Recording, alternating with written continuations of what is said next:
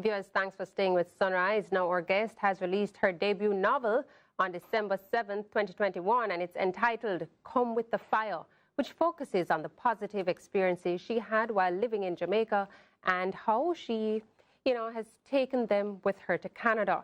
Let's welcome author Julianne Mundell to share some more. Good morning and welcome, Julianne. Good morning. Thank you so much for having me. No problem. So about 11 years ago, you would have migrated from Jamaica and you're now in Canada. What caused your family to move? Wow, that's a great question. It's funny because I grew up with a very strict mother. So all she told me was that we're moving. It wasn't until I got older that I realized that, she really just wanted a better opportunity for her two children. So when I moved here with my mom and my younger sister. I think she made the decision because she wanted us to have more opportunities. I think that would be a better question for her, actually. Okay. So upon moving, you and your sister were in a brand new place, a place that you perhaps never really knew a lot about. Do you remember those initial days and what was that change like for you?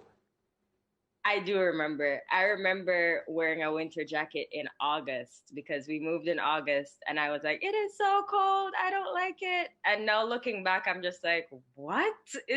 August is beautiful compared to, later months. I think I can speak for myself. I won't speak so much for my sister because she was 5 when we moved. So her experience may have been a bit different. But for me, I just remember it being a culture shock. And even though I was surrounded by other Jamaicans, it was just a different environment, especially when I started school. It was just different. Things were done differently. When I went to Glenmuir, you stood when a teacher entered the class. I remember standing up and all the kids looked at me like I was like, this girl, she's new. She must be new. So it was just little things like that I had to get used to. All right. Now, in terms of writing this novel, the book. Yeah, I would say the main theme throughout the book is, I'm trying to pinpoint one theme because it does have quite a number of themes. I would say the main theme would be perseverance. Okay.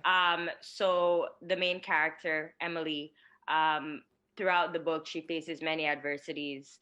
And what I'm trying to get across is that despite the obstacles that immigrants may face, there are ways to overcome it. No matter what age you move here, right? That's really the goal. So I would say, yes, if I had to pick one, that would be it. So the experiences that you write about are your own, or it's a compilation of you, your friends, people you're close to? The book is loosely based on myself, but it is a compilation of what I've experienced and what I've observed. In terms of today, because, in the past couple of years, we've been seeing the whole Black Lives Matter movement in different places. Do you think Black people in Canada are, have a very strong voice or are properly represented? I think we do have a very strong voice, and it is getting stronger as the years go by. I think collectively as a people, we are definitely working on ensuring that our voice is heard.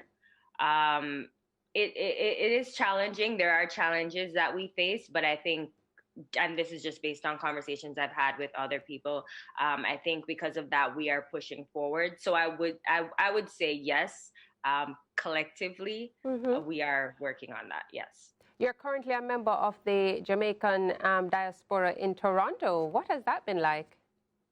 Great. I getting in touch with people who are also in that group, it has been very beneficial. I remember when I graduated high school, there is an association here, the Jamaican Canadian Association, that I was involved with back in 2013. And it was just a great group to be a part of. I remember they provided me with a scholarship to go to university. It's really beneficial, I would say, to be in touch with your roots in any way you can. It does make it more bearable, for lack of a better term, to be away from home. All right.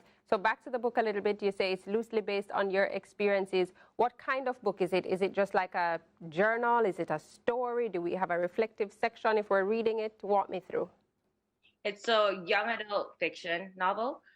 So it is a coming of age novel. The main character, her name is Emily. I journal. Sorry, I journal. It is a YA fiction. Okay, I see. How many pages? 211, I think. Yes. All right. And would you be able to tell me how many chapters?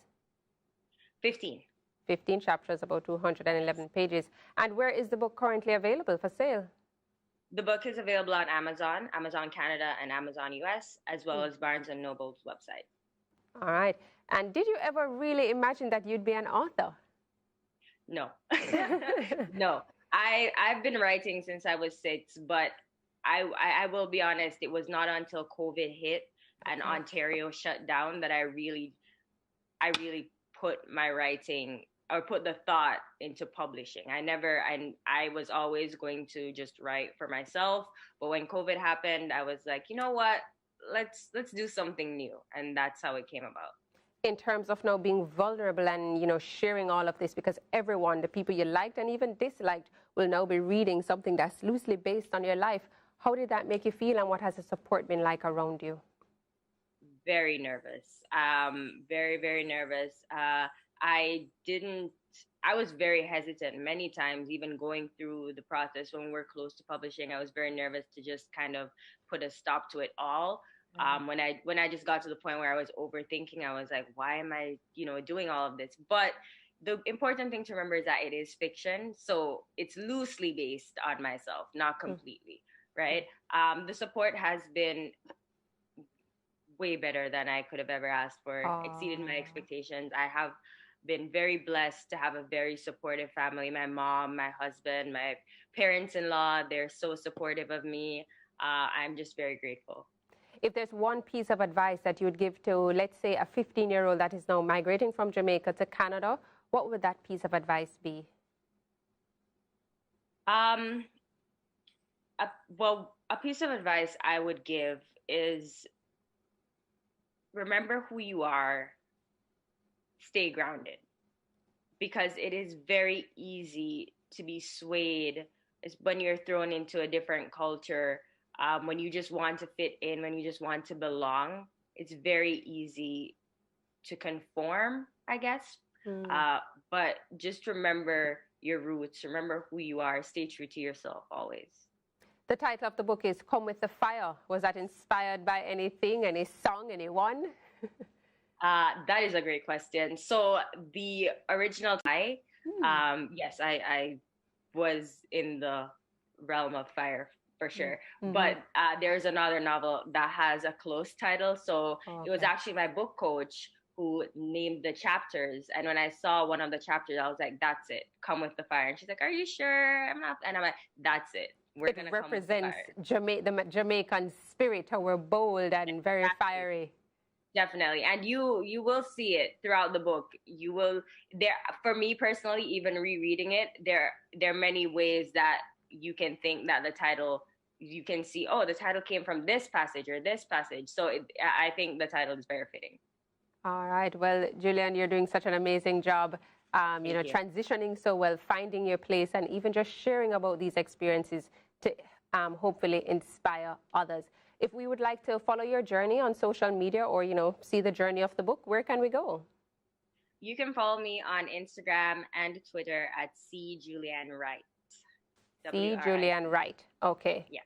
All right. Well, Julian, thank you so much for joining us this morning, and all the best as you continue to blaze that fire with your new book, Come With the Fire. All the best. Thank you so much. Bye. All right, viewers, it's now time.